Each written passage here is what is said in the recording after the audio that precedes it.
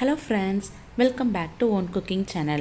இன்னைக்கு நம்ம சேனலில் குக் வித் கோமாளி ஷோவில் பாபா மாஸ்டர் செஞ்ச கேழ்வரகு பீஸா தான் எப்படி பண்ணுறதுன்னு பார்க்க போகிறோம். ரொம்ப சிம்பிளாக செஞ்சிடலாம். டேஸ்ட் ரொம்ப சூப்பராக இருந்தது. ரொம்ப ஹெல்த்தியான ரெசிபியும் கூட. இந்த கேழ்வரகு பீஸா எப்படி பண்ணுறதுன்னு பார்த்துடலாம். வாங்க வீடியோக்குள்ளே போயிடலாம். ஒரு பவுல் எடுத்துக்கோங்க. அதில் 1 கப் ராகி மாவு சேர்த்துக்கலாம். அதில் கொஞ்சம் கொஞ்சமாக தண்ணி சேர்த்து தோசை மாவு பதத்துக்கு நல்லா கரைச்சி எடுத்துக்கலாம். கட்டி எதுவுமே இல்லாமல் கரைச்சிக்கோங்க. பாருங்கள், இந்தளவுக்கு நல்லா மிக்ஸ் பண்ணி எடுத்துட்டோம். இப்போ கொஞ்சமாக உப்பு சேர்த்துக்கலாம். சேர்த்துட்டு மிக்ஸ் பண்ணிக்கோங்க. இந்த பதத்துக்கு மாவு இருக்கணும். இது ஒரு 10 நிமிஷம் அப்படியே ஓரமாக வச்சிடலாம். 10 நிமிஷத்துக்கு அப்புறம் நம்ம எப்போது தோசை ஊற்றுவோம்ல அதே மாதிரி ஊற்றிக்கலாம். இது ரொம்ப திக்காக ஊற்றக்கூடாது, நல்லா தின்னாக ஊற்றுங்க. அப்போ தான் நல்லா தின் க்ரஸ்ட் மாதிரி வரும்.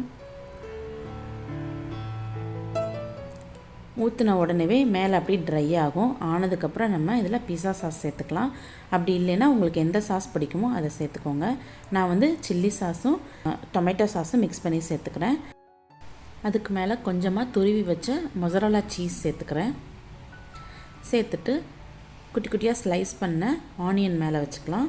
இது உங்கள் விருப்பத்துக்கு என்ன வெஜிடபிள்ஸ் வேணால் சேர்த்துக்கலாம். அப்புறம் ரெட் கலர் கேப்சிகம் வச்சுக்கிறேன். அப்புறம் மஷ்ரூம் கொஞ்சமாக கட் பண்ணி அதையும் மேலே வச்சுக்கிறேன். வச்சுட்டு அதுக்கு மேலே எவ்வளோ சீஸ் வேணுமோ அந்தளவுக்கு துருவி அது மேலே சேர்த்துக்கோங்க. கொஞ்சமாக இட்டாலியன் ஹெர்ப்ஸ் மேலே ஸ்ப்ரிங்கிள் பண்ணிக்கிறேன். பண்ணிவிட்டு ஒரு லிட் போட்டு மூடி வச்சுருங்க.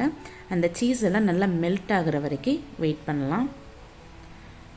பாருங்கள், சூப்பராக மெல்ட் ஆகிட்டு எல்லாமே குக் ஆகிட்டு சூப்பராக நமக்கு கேழ்வரகு பீஸா ரெடி ஆகிட்டு. ரொம்ப ஹெல்த்தியான ரெசிபி.